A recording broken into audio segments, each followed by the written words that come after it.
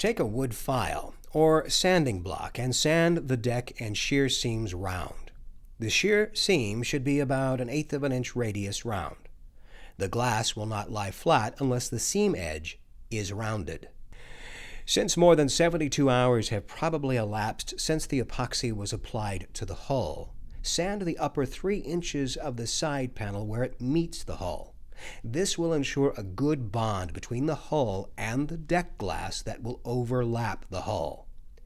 Paint a saturation coat of epoxy over the entire deck. Let the saturation coat cure. The glass for both ends of the deck will be cut from one piece of cloth cut into 2 pieces.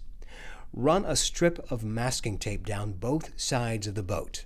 Place the top edge of the tape 1 inch below the shear seam. Lay your remaining fiberglass cloth over the stern end of the deck. Position it so that one end is in the middle of the boat, and the other hangs over the stern end of the boat. Align it so that it hangs over the tape on one side and cut the cloth so that it hangs over the tape on the other side.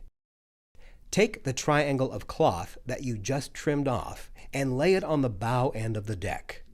Overlap the 2 cloth pieces by 2 inches at the cockpit.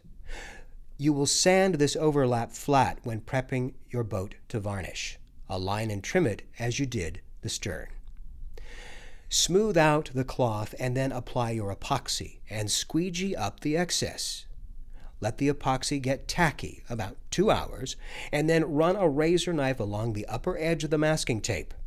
Apply just enough pressure to the knife to cut through the glass, but not enough to cut through the hardened coat of epoxy and glass underneath. Strip off the rough, uneven edge of the cloth by pulling up the masking tape. Cut the cloth with a razor knife on the other side.